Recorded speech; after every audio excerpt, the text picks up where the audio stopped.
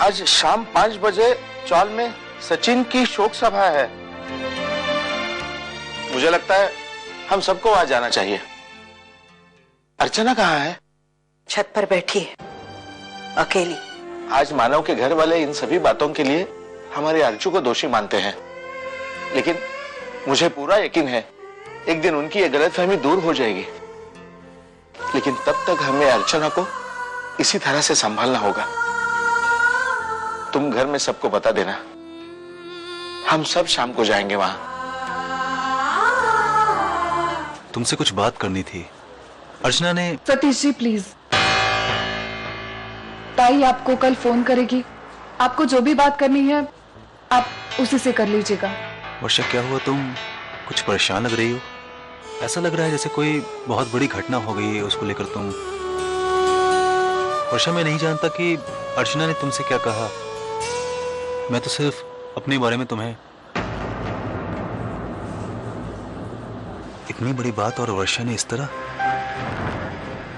लगता है अर्चना ने उससे मेरे प्रपोजल के बारे में बात की है और वो इस रिश्ते के लिए तैयार नहीं है।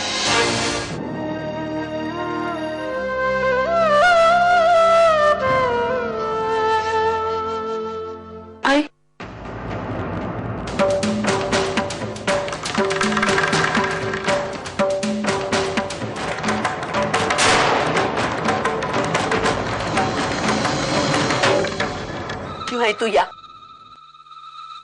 क्यों आई तू यहाँ? तेरी वजह से मेरा सचिन आज नहीं है मेरे साथ। बोल मत तू मेरे से बदला लेना चाहती थी ना?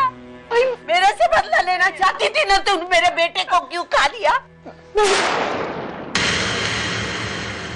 मैंने तेरे 4 गहने क्या पहन दिए, तूने मेरा अनमोल गहना छीन लिया।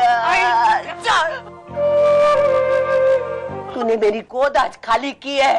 तू मेरे बेटे को छीनने वाली डायन है, मेरे घर की बर्बादी करने वाली है। तू मेरे सामने मत आ। निकल जा, निकल जा। उठ, निकल जा यहाँ से। एक आई की हाय लगेगी तुमको। जो मैं भुगत रही हूँ ना, वो तुमको भुगतना पड़ेगा। कभी खुशी नहीं मिलेगी तुमको।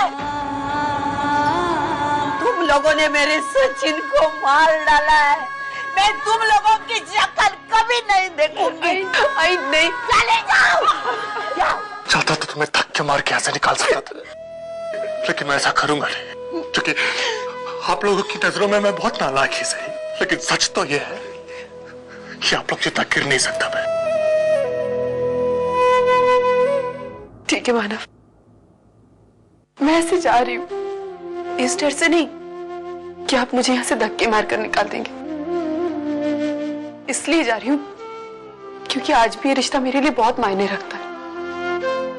आप मुझ पर हाथ उठाए और इस रिश्ते का सर शर्म से झुक जाए, ये तो मैं भी नहीं चाहती मानव।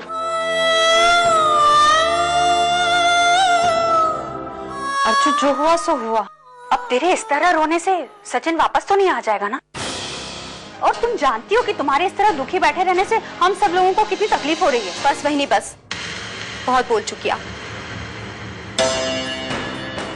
ये आज जो ताई की हालत है ना बहनी, जिम्मेदार आप है। आप अगर एक भी बार कुछ भी करने से पहले आप घर के किसी भी सदस्य को पूछ लेती थी ना, तो आज ये नौबत नहीं आती। अरे वैशु, जो बात उस दिन खत्म हो चुकी है, उस बात को दोबारा क्यों चल रही है?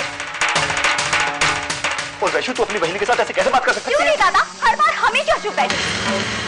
और वैसे भी क्या गलत बोला है मैंने? हाँ बस कर ना वैशु। आई प्लीज आई, आज मुझे बोलने दे, किसी को अच्छा लगे या ना लगे। वैशु, जिंदगी के कुछ ही दिन बचे हैं हमारे पास, कम से कम वो तो शांति से जीने दो। मैं हाथ जोड़ती हूँ तुम लोगों के सामने, चुप रहो।